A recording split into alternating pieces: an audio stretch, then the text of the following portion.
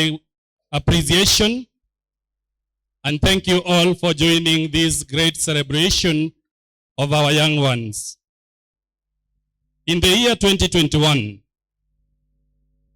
Imperial Nyamataro gave birth to Imperial CBD. That is in the year 2021, January 1st. We started with just 21 learners. That is in 2021, January 4th, the first term in this compound. We started off with 21 learners. Today, 2025, just 4 years later, we're closing the year with 372 learners. All because of what you have done for Imperial CBD. As a school and as a management, we've never made posters to post on the KPLC polls to advertise for interviews, to advertise for any vacancy in our workplaces, or to make any form of advertisement for admissions. It is all through you that we've received these numbers. We appreciate you. We are grateful. This management, Imperial CBD, Imperial Nyamataro, Imperial Educational Center, Imperial Premium Musocho branch, and now Imperial Educational Center Sitam branch that is just next to St. Stephen, formerly known as Jaramogi Oginga Odinga University. Starting next year, we'll have a school there under Imperial Primary Schools. We appreciate the work done by our pioneers, the pioneer leaders, and the management of St. Green Hill in the year 1996. That is when it was started. From St. Green Hill, we now had these other branches. St. Green Hill 1996, Imperial Nyamataro 2014, Imperial CBD 2021, Imperial Educational Center 2021 July, Imperial Musocho or Imperial Premier Musocho 2025 August. Currently, Imperial Premier is running and operating as a secondary school. We have Form 4s and Form 3s. Next week, they're sitting for their KCSE, or they've already started their KCSE, because after rehearsal, automatically it is KCSE period. So currently, Imperial Primary Schools or Imperial Schools has a secondary school in Musocho. That is Imperial Premier School in Musocho. Next year, January, Imperial Premier Musocho will have all the pre-primary classes, all the lower primary classes, all the upper primary classes, all the JS, that is junior school. We do not have junior secondary school. We'll have junior school.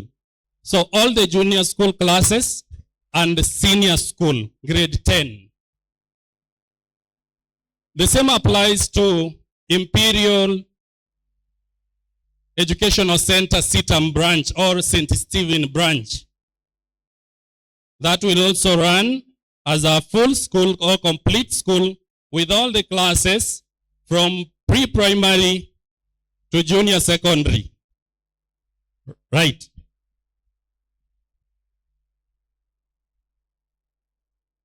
I've also been reminded of the special school in Sitam, where we currently have the Sitam Church, formerly Jaramogi Oginga Odinga University. So we'll have a special needs unit for all our children who require such special services by dedicated and trained teachers. To our parents, we really say thank you once again. You trusted us. You've supported us. You've been with us. You've worked with us. You've marketed Imperial CBD. You've helped us grow. And today, the only word that comes from each staff member is thank you.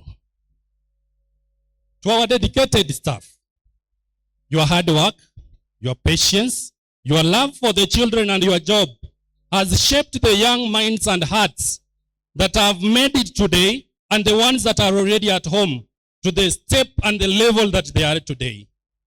Today's journey, today's success is truly our success.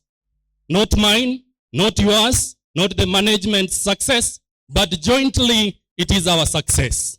All of us have contributed to the well-being and the success of this day and this school. You have grown, learned, and earned respect from all over just because you obeyed your teachers. I'm talking to the PP2 learners, now today promoted to grade 1, or who have now moved a step ahead and joined grade 1. They've grown, they've learned, they've made us proud, and they've moved to another level, a level that will have new challenges, as the deputy head teacher said, a level that will have serious challenges, serious issues that, if not properly handled, will bring conflicts between teachers and parents. And so I request our parents, with the trust that you had on the PP2 teachers, kindly transfer the same to the grade 1 teachers who are going to handle your children. Because there will be challenges. We accept it or not, there will be challenges. They will be getting into new classes, meeting new faces, meeting new or interacting with new subjects, currently referred to as learning areas. They'll be interacting with them. At some point, not predicted, I'm not prophesying over anything, but at some point, your son or daughter might score a lower mark, or some lower marks compared to what they've been scoring in PP1, PP2, and playgroup. That won't mean that your child has failed or your children have failed. That means that the challenges have now started. That will be the beginning of the challenges. Because the more the challenges hit us, the more we also open up our eyes and spread our wings to fly high. So as the challenges will increase, as they'll face these challenges, it will be upon us and our responsibility as parents, both in school and at home, to encourage our children, to ensure that they persevere the challenges that they do, or that they'll be facing. They go through, they navigate through all the challenges and ensure that they come out successful. And as I said just a few minutes ago, today's success will not be said that it is Peka's success. It is not John's success. It is not Mochama's success. It is not your success. It is our success. So as our learners proceed or transit to grade 1, we jointly need to continue doing what we've been doing in PP2, in PP1, and in grade 1, and in playgroup. They'll have improved, yes. They'll have faced a number of challenges in PP1, PP2, and playgroup, but the ones that are coming will be a bit, or will be more challenging for them than what they've been facing. Therefore, I request also all of us, as we seated here, especially the parents to the PP2s, now the grade 1s, kindly give the teachers ample time. As we move, or as we get into grade 1 and in January, give the teachers ample time. The new teachers in this case. There'll be new teachers to you, but they are familiar faces to your children because they've always interacted with them in this compound. So as they will be moving to grade 1, we kindly request all of us to give them maximum support, give them ample time for them to properly handle all the challenges that these children will be facing. Do not, please, do not call the previous teacher, the teacher who has been handling your child in PP2, to discuss any issue about a teacher in grade 1. We kindly request that. If you do that, 1, you'll have killed the relationship and the bond between the PP2 teacher and the grade 1 teacher. This PP2 teacher will look at this grade 1 teacher as a teacher who doesn't know anything. Mwenye hajielewi. Kweli si kweli? Kweli. Tafadhali, at any point, if there is any challenge that you'll be facing, it's right to call the PP2 teacher. It's right to contact the PP2 teacher. It's very okay to talk to this PP2 teacher. But talk to this PP2 teacher, knowing that now your child is no longer in PP2, but in grade 1. So much of the concentration should be in your conversations with the grade 1 teacher, not the PP2 teacher. If you are talking to the PP2 teacher, talk to them, yes, but positively about the progress of your child in grade 1. If there is any challenge that the management needs to come in, we are very ready. We have an open door policy. Be it you come in shouting, be it you come in screaming, be it you come in jumping or crawling, we'll receive you. We'll attend to you. We'll listen to you. We'll face all the challenges that you are facing as a parent together with the management and the administration to ensure that your son or daughter receives the best that you've already paid for and that you've always paid for. As we get into the next level by our children in grade 1, there are questions that we need to get their answers right now, right here, today. Will the school fees increase or decrease?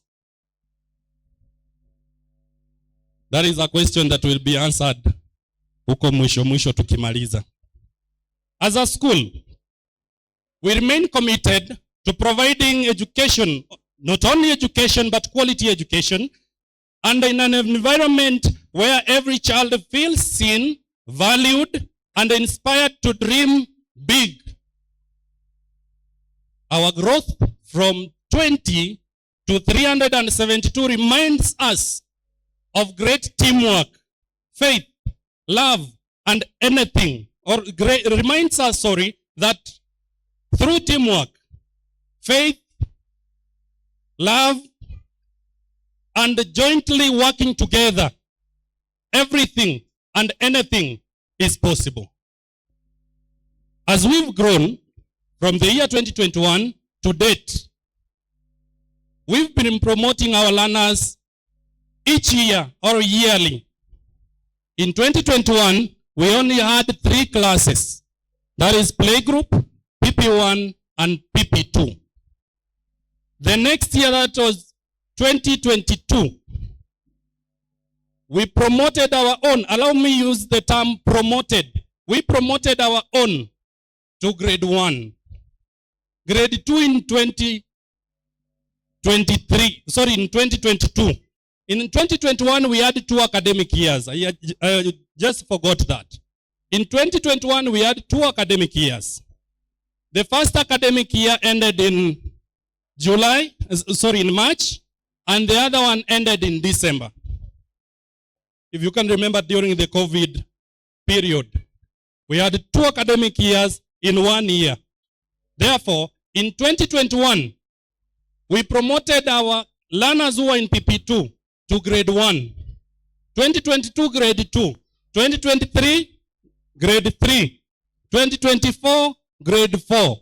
Today, as we seated here, Imperial CBD is up to grade 5. That means that come next year we'll be in grade 6. 2027 will be in grade 7.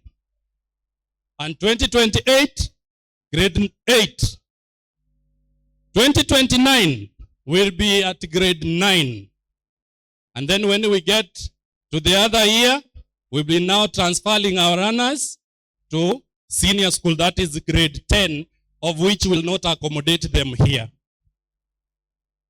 Now with that, you'll have a full scorecard of Imperial CBD, the progress made, the challenges faced, though I've not highlighted the challenges, and any other that is supposed to be shared in such a platform and such an event. Ladies and gentlemen, as I had asked the question, will the fees remain the same or we are going to increase it a bit? Now, we will not increase the fees. Tabaki tu pale. You've been paying 31,000 for tuition fee and 9,000 for meals. Transport is optional, so we'll not discuss about transport. As you move to grade 1, or as our learners transit to grade 1, usually the fee charged for playgroup PP1 and PP2 is different from the fee charged in grade 1 to grade 6. So as the learners transit to grade 1, you'll only be required to add 5,000. That makes 36,000 for tuition fee, and lunch remains constant for all the classes. So I think that was to be another question to be asked out there, but now we have the answer here with us. So as we move to or get into the next year, the next academic year starting January, kindly be aware that we'll share the fee structures, yes, but they'll have that difference of 5,000. You used to be paying 31, but now you'll be paying 36. So the difference is just a plus of 5,000. Ladies and gentlemen, our parents, thank you for always believing in CBD. To our staff, thank you for always offering and giving the best. And you are all, not only the best, you are all. And finally, to our graduates, to our little ones, to our young dreamers, who when they wake up in the morning, they'll tell you, Daddy, Mommy, I'd like to be a doctor when I grow up. I'd like to be a teacher. But do they talk about teachers? Do they talk about teachers? Is there anyone whose child says that nataka kuwa mwalimu? If there is, then I think nafaa kusponsor huyo mwanafunzi kidogo, hata kama ni mwaka mmoja. But then most of our learners in school, when we ask them, ungependa kuwa nani ukikuwa mkubwa? Wanasema nataka kuwa daktari, nataka kuwa rubani, nataka kuwa fulani wa fulani. Out of a class of 10, you only find that you have one or none who is willing to be a teacher. So we'll need to go back to the we'll need to go back and ask ourselves, did we make a wrong choice or we just chose right? But then I think it is a right for everyone and anyone to fully decide on what he or she wishes or would like to be. So they have that freedom. And at this point, some of us wanted to be doctors, wanted to be pilots, wanted to be teachers, but we ended up being who we are today. So we need not to judge these babies or these little ones for whatever they share with us, that I'm not ready to be a teacher, I'm only ready to be a pilot. We need not to judge them. We only need to encourage them to work towards their vision in life and their goals. Having said all this, having shared the much, kindly allow me conclude by saying that si kupenda kwangu, si kupenda kwenu, bali ni kwa neema ya Mungu tumefika huu mwisho wa mwaka, na tunapofunga huu mwaka basi niwatakie nyote likizo njema. Mnapoenda nyumbani na watoto wetu, tafadhali walinde vema. Tutakapokutana mwakani, Mungu atujalie tukutane tukiwa wazima na waheri wa afya. Asante, tuwe na mchana mwema. I request